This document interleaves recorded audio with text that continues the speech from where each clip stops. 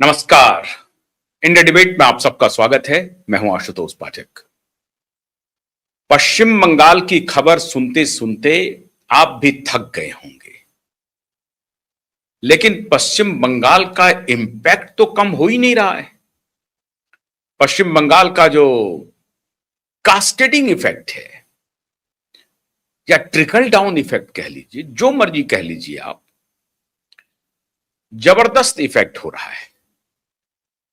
और एक तरफ सुदूर पूरब और वहां से सीधे पश्चिम, पूरब से सीधे पश्चिम में अटैक हो गया है, बड़ा तगड़ा। और खबर यह भी आ रही है कि 22 जून जो तारीख है, उससे भी बड़ी हलचल मच गई है। बल्कि आप ये कहें कि पश्चिमी विक्षोभ आ गया है समुद्र में और उसका असर पड़ रहा है। 22 जून को लेकर के भयाक्रांत हैं, बयान दे रहे हैं कि हमें अब महिला आरक्षण बिल पर कोई आपत्ति नहीं है, हम महिला आरक्षण बिल के समर्थन में हैं, हमारी पार्टी महिला आरक्षण बिल का समर्थन करती है। ये कौन कह रहे हैं? श्रीमान उद्धव ठाकरे के सुपुत्र, हालांकि कुपुत्र कहिए, सुपुत्र कह लीजिए, अभी तत्काल कह लेते हैं, आप सब भी थोड़ा सा ये हो जाएंगे। तो आदित्य ठाकरे कह रहे हैं कि हम महिला आरक्षण का समर्थन कर रहे हैं, हमें कोई आपत्ति नहीं है। अरे जब ये आपत्ति नहीं थी तो ये बात तो अभी अभी सत्र बीता है, ग्रीष्मकालीन सत्र, और अब आएगा मानसून सत्र। तो ग्रीष्मकालीन सत्र में आपको कोई गर्मी ज्यादा लग गई थी क्या? ग्रीष्मकालीन सत्र में आपने कुछ कहा नहीं, उसी समय पेश किया गया था 2 दिन के लिए स्पेशल, 3 दिन के लिए बल्कि स्पेशल सत्र बुलाया गया था इसी कानून को पास करवाने के लिए। तब आपने क्या किया? और इतने दिन में ही आपका हृदय परिवर्तन हो गया, फौरन से पेशतर आप कहने लगे कि नहीं, हमको जो जो चाहिए, जैसा चाहिए वो हम करने के लिए तैयार हैं। अरे क्यों करने के लिए तैयार हैं? कोई आपसे पूछ रहा है क्या करिए या नहीं करिए? कोई नहीं पूछ रहा है, फिर भी आप करना चाहते हैं। अच्छी बात है, आप करना चाहते हैं तो आपको कोई रोक भी नहीं रहा है। आप रुकिए भी मत साहब, आप रुकिए मत और आप समर्थन में आ जाइए, खड़े हो जाइए, किसी ने आपको कुछ नहीं कहा है। लेकिन अब समर्थन क्या? किसको देंगे समर्थन? कौन लेगा आपसे समर्थन? किसका समर्थन, किसको समर्थन, कब समर्थन? चिड़िया चुग गई खेत। कैसे चिड़िया चुगी खेत? 9 में से 7 सांसद ने कहा कि हम उद्धव ठाकरे के साथ नहीं रहेंगे। मुलाकात कर ली जाकर के, किनके साथ? मुलाकात कर ली जाकर के एकनाथ शिंदे के साथ। 9 में से 7 ये कह रहे हैं कि हम समर्थन करेंगे। तो अब किस बात का समर्थन करोगे? किसको करोगे समर्थन? है क्या तुम्हारे पास जो समर्थन करोगे? 9 में से 7 तो चला दूसरी तरफ एकनाथ शिंदे के साथ, लेकिन फिर भी ये सोच रहे हैं कि आखिरी बार कोशिश कर लेते हैं, मोदी जी मान जाएंगे, अमित शाह जी मान जाएंगे, जैसा उन्होंने कहा है वैसा ही हम करेंगे। उनका जो भी आदेश होगा उस आदेश की हम तामील करेंगे, पूरी तरह से पालना करेंगे। अमित शाह कहेंगे उठ तो उठ, बैठ तो बैठ, सब करने के लिए हम राजी हैं। लेकिन 7 सांसद की मुलाकात हो गई श्रीमान एकनाथ शिंदे से, खबर आ गई है, आपने देख लिया है। लेकिन ये हुआ कैसे? आज ये बता रहा हूं। हुआ ऐसे कि ये सभी इंतजार कर रहे थे कि भारतीय जनता पार्टी का कारवां कितना आगे बढ़ता है, भारतीय जनता पार्टी कैसे कैसे आगे बढ़ रही है, उसका भविष्य क्या होने वाला है। और ऐसा स्टेट जिसमें कि बीजेपी ने तो कल्पना की थी, लेकिन अपोजिशन ने दूर दूर तक कल्पना नहीं की थी। मतलब सूर्य पश्चिम से उग सकता है, भारतीय जनता पार्टी पश्चिम बंगाल जीत जाएगी, ऐसी कल्पना नहीं थी। तो सब कह रहे थे कि ये गोदी मीडिया का ये दौर चल रहा है, मीडिया वाले चल रहे हैं, कंट्रोल्ड मीडिया है, वो उनकी ठकुर सुहाती कर रहा है, उसके समर्थन में नारे लगवा रहा है, गीत गा रहा है, इनके ऊपर भरोसा मत कीजिए, भरोसा करने की कोई जरूरत नहीं है।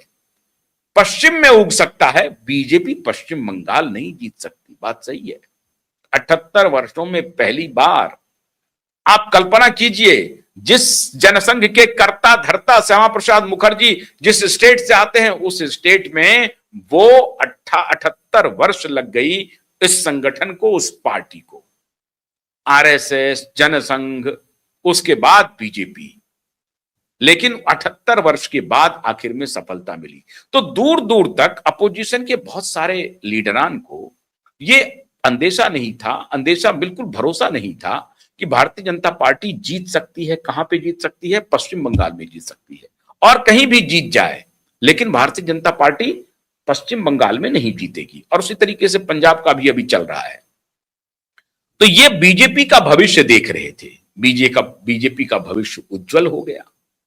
अब इसका इफेक्ट, ममता जी तो टूट ही गई।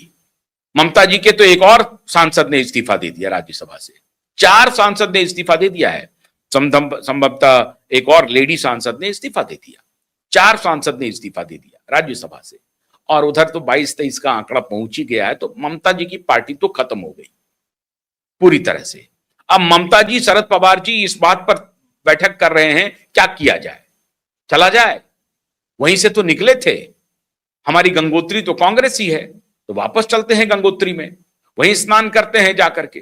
तो शरद पवार जी और ममता बनर्जी दोनों इस पर विचार कर रहे हैं कि क्या किया जाए, या तो कांग्रेस में चला जाया जाए, या अलग संगठन बना करके कांग्रेस के साथ एक स्ट्रांग बॉन्ड बनाया जाए, कोई कॉमन मिनिमम प्रोग्राम हो कि भैया इतने दिनों तक हम साथ नहीं छोड़ेंगे, किसी भी परिस्थिति में एक दूसरे का दामन नहीं छोड़ेंगे। तो एक प्रकार से मर्जर के बजाय उस पर चली जाए।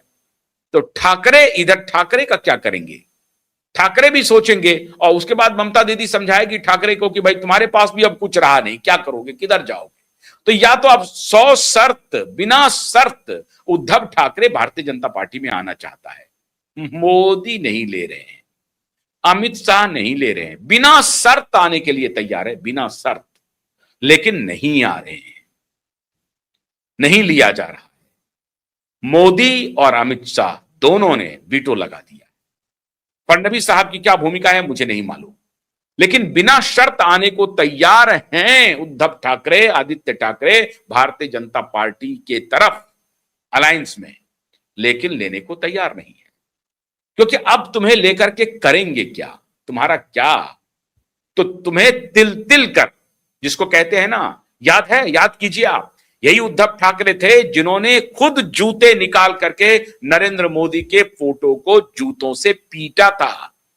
मैं कई बार इस पर कार्यक्रम कर चुका हूं कि आज तक भारतीय इतिहास में जिस पार्टी का लीडर, कार्यकर्ता किसी को कर दे इस तरह का काम कोई बात नहीं है, लेकिन लीडर हिमसेल्फ वो अपने अपोजिशन के नेता के फोटो को जूते से पीटे, ये काम किया था उद्धव ठाकरे ने।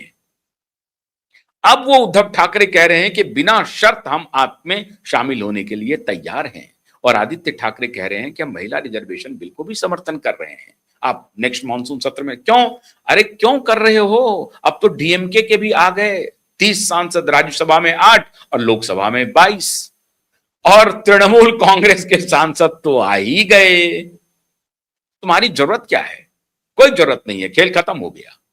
अब तुमको जाना पड़ेगा, तुमने जो पाप किया है तुमको उसकी कीमत चुकानी पड़ेगी। ये मैं नहीं कह रहा हूं, भविष्यवाणी हो रही है, आकाशवाणी जिसको कहते हैं ना, आकाशवाणी हो रही है, आकाशवाणी हो रही है कि आपने जो पाप किया है उस पाप को इसी जन्म में भुगतना पड़ेगा।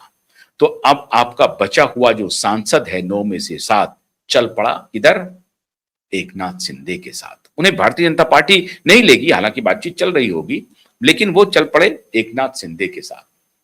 अब वो उधर जा रहे हैं। इधर एक बहुत बड़ी खबर आ रही है पश्चिम बंगाल से, मैंने सोचा कि पश्चिम बंगाल पर थोड़ा सा बाद में आऊं। पश्चिम बंगाल में लगभग 1700 करोड़, 1685 या 1682 करोड़ के ऊपर कई लोगों की गिद्ध दृष्टि आकर के टिक गई है।